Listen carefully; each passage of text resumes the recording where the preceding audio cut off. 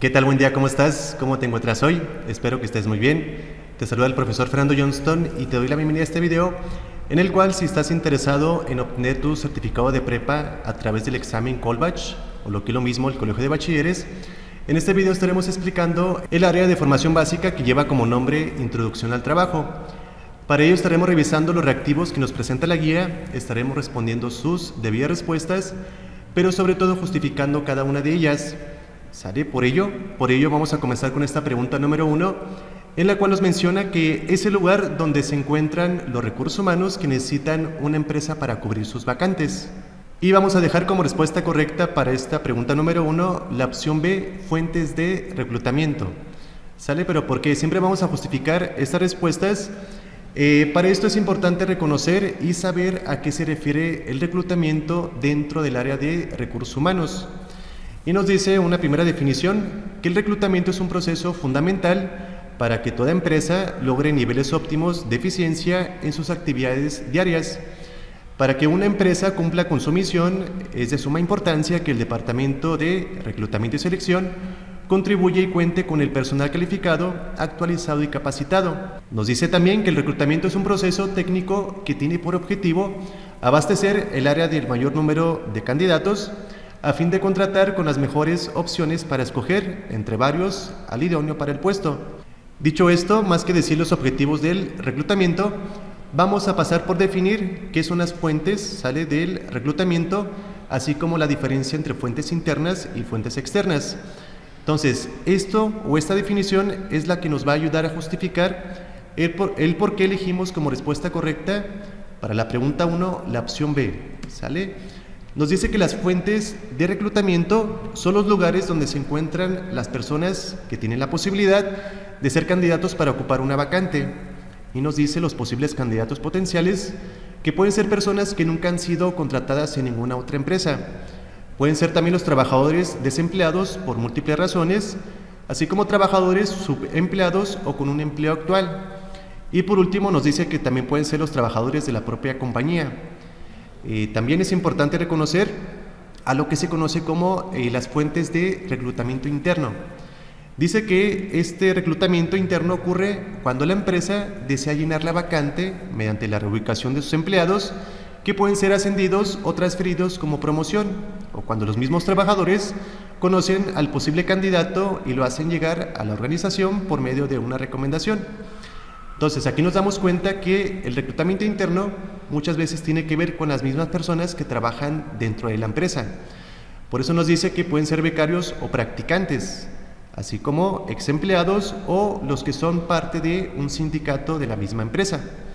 Eso en cuanto a fuentes internas, ¿sale? Pero las fuentes externas del reclutamiento, ¿a qué se refieren? Menciona que esto ocurre cuando al presentarse determinada vacante, la organización desea llenarla con candidatos que se encuentran fuera de la empresa y se ayuda con algunos medios para llegar a su objetivo. Esos medios de los cuales se va a apoyar es lo que conocemos como los portales de empleo, las redes sociales, pueden ser eventos como, digamos, alguna feria de empleo, bolsas de empleo, páginas web de la misma empresa, o también lo que conocemos como outsourcing o las agencias de colocación. Y dicho esto, por eso justificamos que el lugar donde se encuentran los recursos humanos que necesitan una empresa para cubrir sus vacantes se refiere a las fuentes de reclutamiento, porque como vimos, tanto puede ser de forma interna como de forma externa. ¿Sale? Siguiente pregunta número 2, nos menciona que los siguientes elementos son características de, y de igual forma dejamos como respuesta correcta la opción C, porque nos dice que la base de datos de empleados, recuerdas que esto se refiere a una fuente interna de reclutamiento. Son las fuentes de datos de los empleados, bases de datos de antiguos candidatos, enlaces sindicales del personal interno o también los becarios. ¿Sale? Entonces, de esta forma también justificamos la pregunta número 2. Y la pregunta 3 nos menciona, son los diferentes canales, que ahorita te explico a qué se refiere canales, son los diferentes canales donde la empresa publica sus vacantes, con la finalidad de encontrar a la persona que más adapte a los requisitos del puesto solicitado. Y también para ello vamos a irnos a lo que se refieren ahora los medios de reclutamiento. Nos dice que los medios de reclutamiento son los canales que existen para transmitir el mensaje que dará a conocer la vacante del puesto, como por ejemplo pueden ser un periódico, folletos, las redes sociales o también las páginas web. Entonces, aquí nos menciona otra vez la definición que son los canales.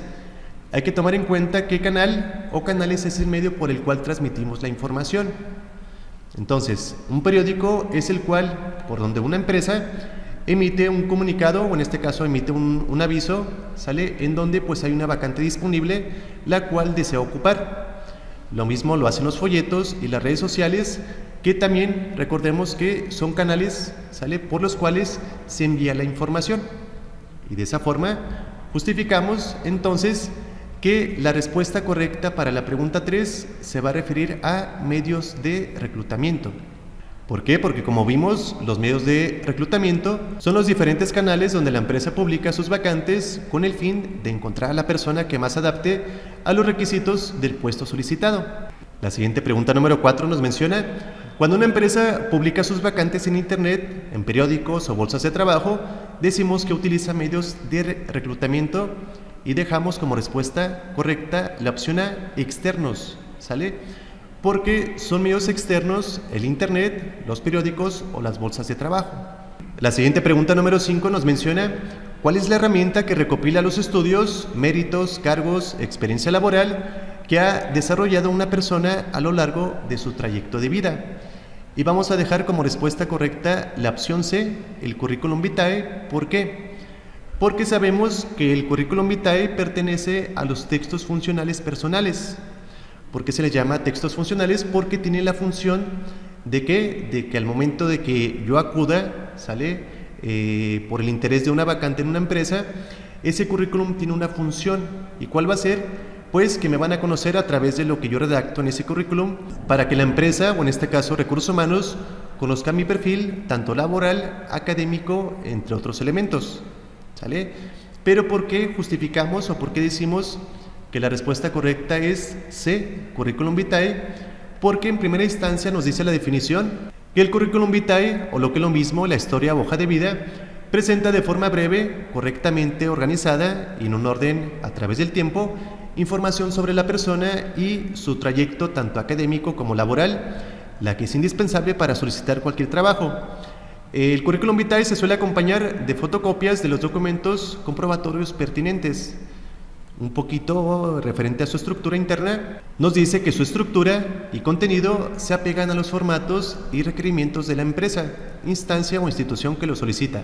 Existen dependencias que proporcionan al solicitante el formulario y solo es necesario registrar de manera puntual la información que se requiere. Esto quiere decir que va a haber empresas que tienen ya su propio formato, sale similar al currículum vitae, y lo que vamos a hacer nosotros es simplemente llenarlo con la información que me solicita. Ahora, esto no te lo preguntan en el examen, pero es importante conocer, sale las características internas que contiene un currículum vitae. ¿Para qué? Para que veamos la diferencia, sale de una carta de presentación, de una carta de recomendación, y sobre todo que a veces se llegan a equivocar con esta opción de respuesta, la diferencia entre el currículum y la solicitud de empleo. Y vamos a ver que esa diferencia pues es un tanto, digamos, marcada. ¿En cuanto a qué? Que vamos a colocar los datos personales, sale el interés ya profesional, la experiencia ya profesional, como los últimos grados de estudio, pero también aquí puedo colocar si asistí a conferencias, si asistí a algún diplomado, algún taller, entre otro tipo de participaciones. Sale la preparación académica, también la agregamos, y otros estudios como lo que es, si sé un poco de informática, si domino otro idioma, sale entre otras características. Y pues vemos que sí se diferencia un tanto de la solicitud de empleo. ¿Por qué? Porque, digamos, en cuanto a cantidad, lo recomendable es que el currículum abarque cuando mucho 2 cuartillas. Hay personas o candidatos que llegan a exagerar, sale su información ya profesional, a llenar entre 4 a 6 cuartillas, y eso es bastante, ¿sale? Muchas veces para una persona de recursos humanos, más que leer la información, sale referente a esa persona, Pues sí, de alguna u otra forma se lee muchas veces el ego de esa persona. Entonces vemos que son algunas características las que diferencian al currículum de la solicitud de empleo. ¿Por qué? Porque recuerdas que la solicitud de empleo tiene ya preguntas preestablecidas, ¿sale? Y el currículum, digamos que es un tanto más libre en cuanto a colocar la información que yo creo pertinente precisamente para el perfil de una vacante, ¿sale? Entonces, dicho esto, nos pasamos a la pregunta número 6, que nos menciona: un candidato envía un documento a la empresa ya que aspira a formar parte de ella. En este describe su perfil, una breve introducción de las capacidades, habilidades y actitudes en el desempeño de un puesto de trabajo. A este documento se le nombra y vamos a dejar, más que una requisición personal, más que un currículum o una carta de recomendación, vamos a dejar que es una carta de presentación. ¿Sale? ¿Y por qué? Porque vamos a ver que la carta de presentación cumple o tiene las siguientes características y nos dice una definición. La carta de presentación es una herramienta imprescindible para buscar trabajo y como tal debemos de colocar nuestro desempeño en hacerla lo mejor posible. En ella tenemos que manifestar nuestras expectativas profesionales, destacar nuestras cualidades personales y mostrar nuestro interés en la empresa. El objetivo principal es conseguir una entrevista, por lo que a través de la carta de presentación tenemos la oportunidad de despertar el interés de la persona que la va a leer y poner de relieve los datos específicos de nuestro currículum. Si no comprendemos la importancia de la carta de presentación, difícilmente redactaremos una adecuada. ¿Sale? Y dicho esto, y por eso justificamos que sí, una carta de presentación tiene como características una introducción de las capacidades, habilidades y actitudes en el desempeño en un puesto de trabajo. Siguiente pregunta número 7 nos menciona: ¿es la institución donde el trabajador de empresa privada debe transmitir su número de seguridad social? Y vamos a dejar como respuesta correcta la opción B, ISSSTE. ¿Sale? ¿Por qué? Porque la misma pregunta me dice que es una institución donde el trabajador de una empresa privada. ¿Sale? Aquí recordemos que el ISSSTE se le asigna a trabajadores del Estado y vamos a ver que el ISSSTE, el cual se define como Instituto de Seguridad y Servicios Sociales de los Trabajadores del Estado, dice que su intención es satisfacer el bienestar integral de los trabajadores al servicio del Estado, pensionados, jubilados y familiares derechohabientes, otorgar seguros, prestaciones y servicios. ¿Sale? Y de esta forma justificamos que la respuesta de la pregunta 7 es la opción B, el ISSSTE. Nos brincamos a la pregunta número 8, que menciona: es la clave única alfanumérica con la que el Gobierno de México identifica a personas físicas que reciben un salario. Y vamos a dejar como respuesta correcta la opción D, que es el RFC. Continuamos con la pregunta número 9, la cual nos menciona: de acuerdo con el siguiente caso, conteste correctamente. Y nos dice: Rodrigo Hernández solicitó la vacante de botones en el Hotel Marriott Reforma y fue aceptado. Se le citó para la firma de su contrato. En dicho momento se le explicó sus funciones a desempeñar, así como el contenido del contrato y la fecha de vencimiento del mismo, ya que estaría cubriendo una incapacidad. Fíjate, esto es lo importante. Nos menciona el caso que Rodrigo Hernández va a entrar de botones a un hotel, pero se le especifica que va a estar cubriendo una incapacidad. Y nos dice la pregunta: ¿qué tipo de contrato de trabajo le es otorgado? Y nos ofrece si es por obra determinada, según la opción A; la opción B, si es por un periodo de prueba; la C, si es por tiempo determinado o si es por tiempo indefinido. Vamos a descartar la opción A porque nos dice por obra determinada, y al menos en este caso, referente a Rodrigo Hernández, no habla, sale referente a que va a ser contratado por una obra determinada, sino que nos dice que es contratado porque va a cubrir una incapacidad. Estamos hablando de un tiempo determinado entonces.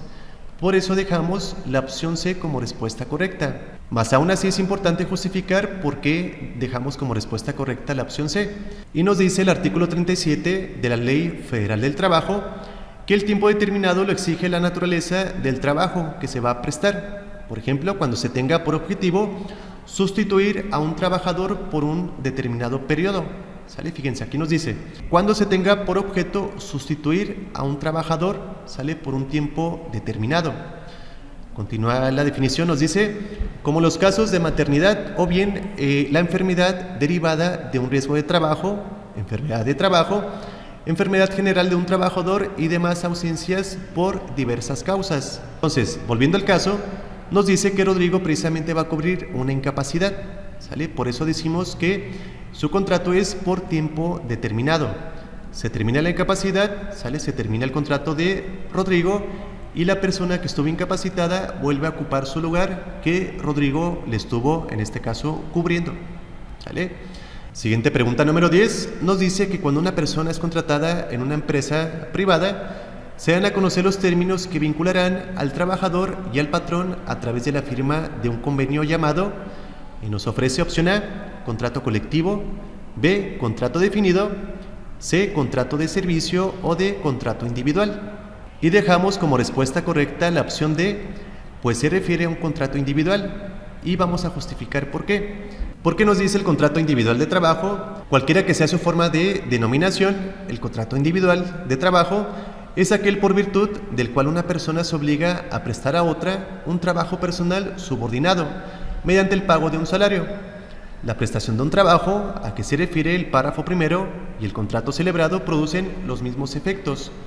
¿Sale? Entonces, dicho esto, decimos que sí, es un contrato individual, ya que ahí se dan a conocer los términos que vincularán al trabajador, o sea, cuáles son sus responsabilidades políticas, horas de trabajo, días de descanso, entre otros elementos, y al patrón porque nos habla de los derechos y obligaciones de un trabajador y un patrón a través de la firma de un convenio, o sea, ambos lo firman, ambos están de acuerdo, sale en ese contrato individual. Pasamos a la pregunta número 11, que nos menciona cuando una persona solicita una vacante en una empresa y ésta lo contrata, pero no estipula la fecha de terminación de la relación de trabajo. Entonces se dice que está firmando un contrato y nos dice por obra o por labor. Lo dejamos porque esto se resume como por, digamos, obra determinada y por ende pues tiene una fecha límite ese contrato. Más el caso nos narra que no, que se va a contratar una persona pero no estipula la fecha de terminación. Por temporada pues tampoco, por lo mismo que nos dice que se firma un contrato pero no tiene una fecha estipulada. ¿Sale? Por tiempo determinado tampoco, porque el contrato por tiempo determinado establece una fecha de término y decimos que la respuesta correcta es la opción D, ¿sale? Es contratado por tiempo indefinido, simplemente porque pues el contrato no marca una fecha de estipulación en la cual se le dice cuándo va a terminar esa relación de trabajo, ¿sale? Continuamos con la pregunta número 12, que nos dice: de acuerdo con la siguiente información, responda a las preguntas 12, 13 y 14. Dice que Javier lleva laborando un año en la empresa, cubriendo una jornada laboral diurna, gana 6,500 pesos mensuales. Y dice la pregunta 12, de acuerdo con el caso de Javier, ¿cuál es la duración legal de una jornada de trabajo diurna de acuerdo a lo establecido en la Ley Federal del Trabajo? Y dejamos como respuesta correcta la opción C, 8 horas, ¿pero por qué? Porque nos dice que la jornada de trabajo es el tiempo durante el cual el trabajador está a disposición del patrón para prestar su trabajo. Dice que en lo que respecta a la jornada de trabajo, el trabajador y el patrón fijarán la duración de la jornada, sin que pueda exceder los máximos legales. Nos dice que la jornada máxima de la jornada será 8 horas para la jornada diurna, sale 8 horas. Serán 7 horas para la jornada nocturna y 7 horas para la jornada mixta. Y de esa forma justificamos que efectivamente son 8 horas para un empleado que va a trabajar en una jornada laboral diurna. ¿Sale? Siguiente pregunta 13. Y retomando este caso de Javier, dice que cuántos días de vacaciones le corresponden a Javier de acuerdo con su antigüedad. Y vamos a dejar la opción B, que son 6 días de vacaciones, pero hay que tomar en cuenta que este año 2024 se reforma precisamente la ley y aumentan los días de trabajo, ¿sale? Respecto a la antigüedad de un trabajador. Pregunta número 14 nos dice que de acuerdo otra vez con la jornada diurna, ¿cuántos días de descanso le corresponden a Javier de acuerdo con lo estipulado en la Ley Federal del Trabajo? Y nos ofrece si son 0 días, la opción A, Opción B, si va a ser en un día. Opción C, 2 días u opción D, 3 días. Y vamos a dejar como respuesta correcta para la pregunta 14, que es la opción B, un día. ¿Sale? ¿Pero por qué? Porque nos dice precisamente la Ley Federal del Trabajo que señala la ley que por cada 6 días laborales el trabajador disfrutará de un día de descanso con goce de salario en íntegro.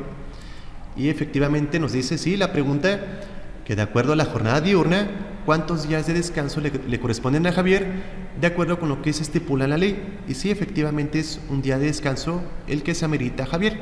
Siguiente pregunta, número 15, nos dice, ¿son las percepciones que integran el salario? Y dejamos como respuesta correcta la opción B, que dice cuota diaria, o lo que es lo mismo, el salario mínimo, gratificaciones, primas dominicales y prima vacacional, así como las prestaciones, sale como lo que es el seguro, entre otros elementos. Nos brincamos a la siguiente pregunta, número 17, que nos dice, cumplir con las disposiciones de las normas de trabajo es una obligación del, y nos ofrece si es una obligación del patrón, si es una obligación del sindicato, del socio o del trabajador. Pero fíjense la pregunta, cumplir con las disposiciones de las normas de trabajo, o sea, las reglas establecidas en un trabajo, en una empresa. ¿Eso a quién le corresponde o de quién es la obligación? Pues decimos que es una obligación del trabajador, ¿sale? Ya que eso aparece, de hecho, una vez que firma su contrato, ahí se estipulan precisamente esas reglas a las cuales se va a enfrentar el trabajador. ¿Como cuáles son? Pues las horas de inicio de la jornada laboral, hora de término, la hora de descanso, el día de descanso, entre otros elementos. Siguiente pregunta, número 18, nos dice que la empresa El Soldadito de Plomo celebrará su aniversario. Para dicho acontecimiento deben estar presentes todos los trabajadores, ya que se realizará una misa. A este acto se le considera dentro de las... Y nos menciona la opción A, si se refiere a obligaciones de los trabajadores, mas hay que tomar en cuenta que esto no es una obligación. ¿A qué me refiero? Pues a lo que menciona el caso, que pues la empresa, sale Soldadito de Plomo, va a celebrar un aniversario más, pero está mencionando que para este acontecimiento los empleados deben de estar ya presentes en una misa. Eso a mí no se me puede obligar, ¿sale? También nos dice que si a esto se le considera como las prohibiciones de los trabajadores, la opción C, obligaciones de los patrones o de prohibiciones de los patrones. Y la respuesta correcta precisamente es la opción D, ya que los patrones tienen la prohibición precisamente de obligar a sus empleados a asistir a un evento de culto, como en este caso es una misa. ¿De acuerdo? Siguiente pregunta, número 19, nos menciona, es una causa por la cual se puede suspender la relación de trabajo. Y nos ofrece la opción A, cometer actos de hostigamiento o acoso, B, incapacidad por accidente o enfermedad, C, mutuo consentimiento de las partes, o D, revelar los secretos de la producción. Y dejamos que es una causa por la cual se puede suspender la relación de trabajo, ¿sale? Suspender, más no dar por término una relación laboral. Y dejamos la opción A, ¿sale? Que en este caso es cometer actos de hostigamiento y acoso. Y por último, la pregunta número 20 nos menciona, son las causas por las que se da la terminación de la relación de trabajo, excepto, y dejamos como respuesta correcta la opción A, faltas de honradez, ya que fíjate la pregunta lo que te dice, son las causas por las que se da la terminación de trabajo, excepto cuáles, o sea, que por una incapacidad física o mental sí se puede dar por terminada una relación de trabajo. Lo mismo, una muerte del trabajador o la prisión preventiva del empleado. ¿Sale? Pero como nos dice excepto, dejamos faltas de honradez, pero vamos a justificar por qué. Porque nos dice la Ley Federal del Trabajo que son causas de terminación de las relaciones de trabajo, el mutuo consentimiento de las partes, la muerte del trabajador, la terminación de la obra o vencimiento del término o inversión del capital de conformidad con los artículos 36, 37 y 38. La incapacidad física o mental o inhabilidad manifiesta del trabajador que haga imposible la prestación del trabajo y los casos que se refiere al artículo 434, ¿sale? Y de esta forma justificamos, sí, que es la falta de honradez la respuesta de la pregunta número 20. De acuerdo con esto damos fin a este video explicativo y a su vez si estás interesada o interesado en tomar un curso para aprobar tu examen Colbatch y así obtener tu certificado de prepa por parte de CEP, te puedes comunicar los teléfonos que aparecen en la parte inferior o en los comentarios Y dicho esto, se despide de ti el profesor Fernando Johnston, esperando verte en próximos videos. Hasta luego.